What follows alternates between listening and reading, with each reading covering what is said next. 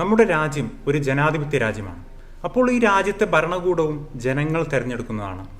അതേ ഭരണകൂടം എന്തെങ്കിലും അതിക്രമങ്ങൾ കാണിച്ചാൽ അതിനെതിരെ പ്രതികരിക്കാനുള്ള എല്ലാ അവകാശവും ഈ രാജ്യത്തെ ജനങ്ങൾക്കുണ്ട്. എന്നാൽ ഭരണകൂടത്തിന്റെ അതിക്രമങ്ങൾക്കെതിരെ പ്രതിഷേധിച്ചു, എഴുതി, പ്രവർത്തിച്ചു എന്ന ഒറ്റ കാരണത്തിന് കള്ളക്കേസിൽ കുടുക്കി ജയിലിലിട്ട് വർഷങ്ങളോളം കൊല്ലാക്കൊല ചെയ്യപ്പെട്ട ഒരു മനുഷ്യൻ ഇന്നലെ തന്റെ 57ാമത്തെ വയസ്സിൽ മരിച്ചിരിക്കുന്നു. ഈ 140 കോടി ജനങ്ങളിൽ ഈ ഭരണകൂടത്തെ പേടിക്കാതെ സത്യങ്ങൾ വിളിച്ചു പറയുന്ന, അതിക്രമങ്ങൾക്കെതിരെ പ്രതികരിക്കുന്ന വളരെ കുറച്ച് മനുഷ്യന്മാരെ നമ്മുടെ രാജ്യത്തുള്ളൂ.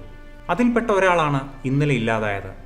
10 വർഷത്തോളമാണ് 10% മാത്രം ചലനശേഷിയുള്ള ആ മനുഷ്യനെ ഏറ്റവും അടിസ്ഥാനപരമായ ആരോഗ്യ സംബന്ധമായ മരുന്നുകൾ പോലും കൊടുക്കാതെ വിചാരണ തടവുകാരനായി ജയിലിലിട്ടത്. പറഞ്ഞു വരുന്നത് ഡൽഹി യൂണിവേഴ്സിറ്റിയിലെ രാംലാൽ ആനന്ദ് കോളേജിലെ മുൻ പ്രൊഫസറായിരുന്ന ഗോൽക്കൊണ്ടനാഗ സായിബാബ എന്ന GN സായിബാബയെ കുറിച്ചാണ്.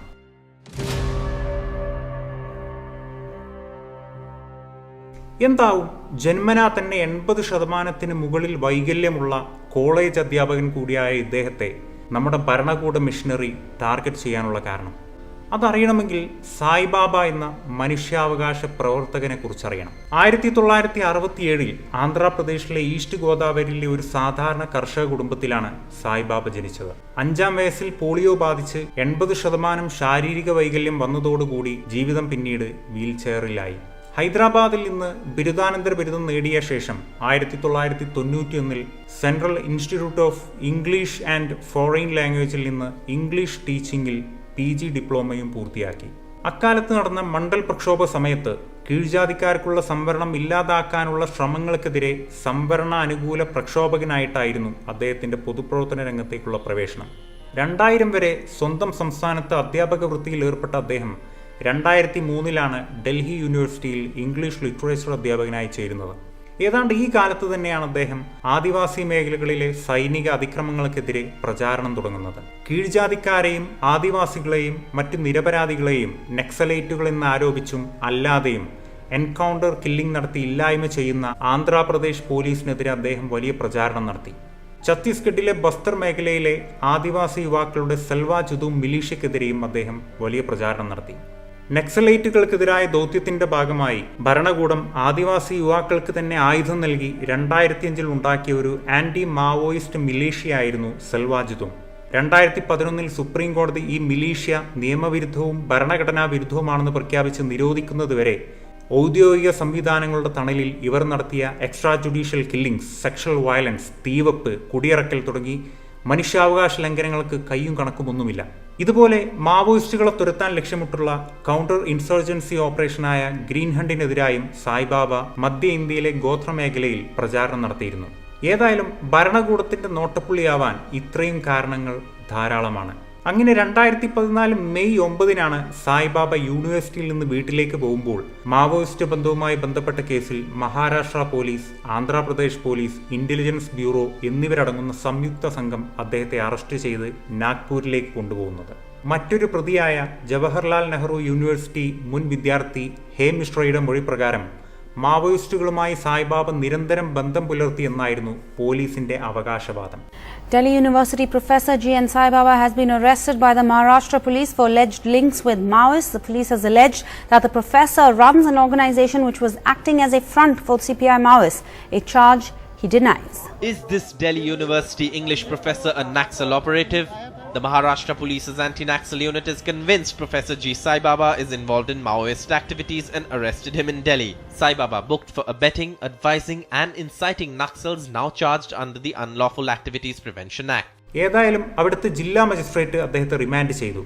2014 മുതൽ നാഗ്പൂർ സെൻട്രൽ ജയിലിൽ തടവിലായിരുന്നു അദ്ദേഹം. 2017 മാർച്ച് 7 നാഗ്പൂർ സെഷൻസ് കോടതി ജീവപര്യന്തം തടവ് ശിക്ഷ വിധിച്ച് ജയിലിലെ അൻഡാ സെല്ലിലേക്ക് അല്ലെങ്കിൽ ഏകാന്ത തടവിലേക്ക് മാറ്റി. മുമ്പ് പറഞ്ഞ ഹേം മിശ്ര, പത്രപ്രവർത്തകൻ പ്രശാന്ത് റാഹി, മഹേഷ് ടിർക്കി, പാണ്ഡു നരോട്ടെ, വിജയ് ടിർക്കി തുടങ്ങിയവരാണ് അദ്ദേഹത്തോടൊപ്പം ശിക്ഷിക്കപ്പെട്ട മറ്റാളുകൾ.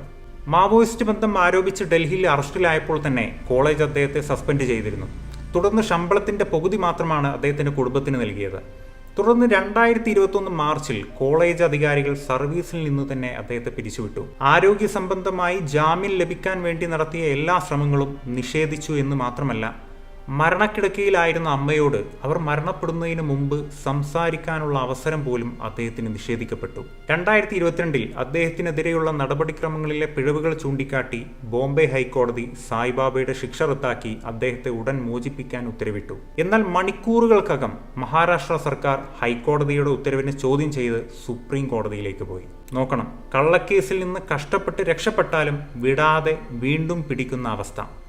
അങ്ങനെ 2023 ഏപ്രിലിൽ സായിബാബയെയും മറ്റുള്ളവരെയും വിട്ടയച്ച ബോംബെ ഹൈക്കോടതി ഉത്തരവ് സുപ്രീം കോടതി റദ്ദാക്കി വിഷയം മറ്റൊരു ബെഞ്ച് വീണ്ടും വാദം കേട്ട് തീരുമാനിക്കാൻ ഹൈക്കോടതിയിലേക്ക് തന്നെ മാറ്റി. അദ്ദേഹം വീണ്ടും ജയിലിലായി. ഒടുവിൽ ഈ കഴിഞ്ഞ മാർച്ച് 5-നാണ് മുംബൈ ഹൈക്കോടതിയുടെ പുതിയ ബെഞ്ചും 2017 നാഗ്പൂർ സെഷൻസ് കോടതി വിധിച്ച ജീവപര്യന്തം തടവ് ശിക്ഷ റദ്ദാക്കിക്കൊണ്ട് അദ്ദേഹത്തെ വെറുതെ വിട്ടത്. കേസിലും വിചാരണയിലും വന്ന ഗുരുതര സാങ്കേതിക പിഴവിന്റെയും കൃത്രിമ തെളിവിന്റെയും പേരിൽ സംസ്ഥാന സർക്കാരിനെ ഹൈക്കോടതി രൂക്ഷമായി വിമർശിച്ചു. സെഷൻസ് കോടതി വിധിയെ നീതിയുടെ പരാജയം എന്നാണ് അന്ന് ഹൈക്കോടതി വിശേഷിപ്പിച്ചത്.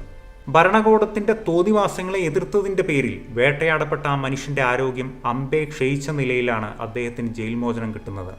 പാൻക്രിയാറ്റിസ്, ഉയർന്ന രക്തസമ്മർദ്ദം, വൃക്കയിലെ കല്ലുകൾ, തലച്ചോറിലെ സിസ്റ്റ്, കാർഡിയോമയോപ്പതി, വിട്ടുമാറാത്ത നടുവേദന, കൈകളുടെ ശോഷണം, ചലനമില്ലായ്മ, ഉറക്കമില്ലായ്മ തുടങ്ങി ജന്മന 80% ശാരീരിക വൈകല്യമുള്ള മനുഷ്യനെ ജീവച്ഛവമാക്കി ഇല്ലാതാക്കിയ കഥയാണ് GN സായിബാബയുടേത്. സമാനമായി ഭരണകൂടത്തിന്റെയും നിയമവ്യവസ്ഥയുടെയും ലൂപ്പിൽപ്പെട്ട് മനുഷ്യാവകാശ ലംഘനം നേരിടുന്നയാളുകൾ വേറെയുമുണ്ട്. അതിലൊരാളാണ് അബ്ദുൽ നാസർ മദനി. അദ്ദേഹത്തിന്റെ പ്രസംഗങ്ങളുടെയും പ്രവൃത്തികളുടെയും പഴയ ട്രാക്ക് റെക്കോർഡുകൾ മറന്നുകൊണ്ടൊന്നുമല്ല ഇത് പറയുന്നത്. മദനി കുറ്റക്കാരനാണോ നിരപരാധിയാണോ എന്ന് തീരുമാനിക്കേണ്ടത് കോടതികളാണ്. എന്നാൽ കോടതികൾ അത് ചെയ്യുന്നില്ല എന്നതാണ് യാഥാർത്ഥ്യം. മദനിക്കെതിരായ കേസുകളുടെ ടൈം ലൈനുകൾ നോക്കിയാൽ നമ്മൾക്ക് മനസ്സിലാവുന്നത് മനഃപൂർവ്വം സ്വാതന്ത്ര്യം നിഷേധിക്കാൻ വേണ്ടി ഉണ്ടാക്കിയ ലൂപ്പുകൾക്കുള്ളിൽ അദ്ദേഹവും പെട്ടുകിടക്കുന്നു എന്നാണ്. 1998 കോയമ്പത്തൂർ ബോംബ് സ്ഫോടനത്തിന്റെ പശ്ചാത്തലത്തിലാണ് അദ്ദേഹം ആദ്യം അറസ്റ്റിലാവുന്നത്. 2007 വരെ വിചാരണ തടവുകാരനായി കഴിയുന്നു. 9.5 വർഷങ്ങൾക്ക് ശേഷം നിരപരാധിയാണെന്ന് കണ്ട് അദ്ദേഹത്തെ കോയമ്പത്തൂർ സെൻട്രൽ ജയിലിൽ നിന്നും മോചിപ്പിക്കുന്നു. അതിന്റെ പച്ചയായ അർത്ഥം ചെയ്യാത്ത കുറ്റത്തിന്റെ പേരിൽ 9 വർഷം ജയിലിൽ കടന്നു എന്നു തന്നെയാണ്. എന്നാൽ അവിടെ കൊണ്ടും തീരുന്നില്ല.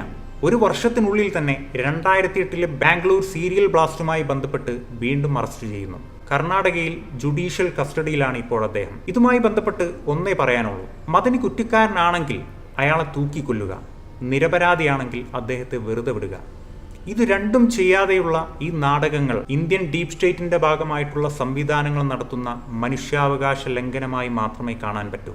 അതിന്റെ ക്രൂരമായ മറ്റൊരു ഉദാഹരണമാണ് ഇന്നലെ തൻ്റെ 57-ാം വയസ്സിൽ ഈ ലോകത്തോട് വിട പറഞ്ഞത്. മറ്റൊരു വിഷയവുമായി വീണ്ടും കാണാം.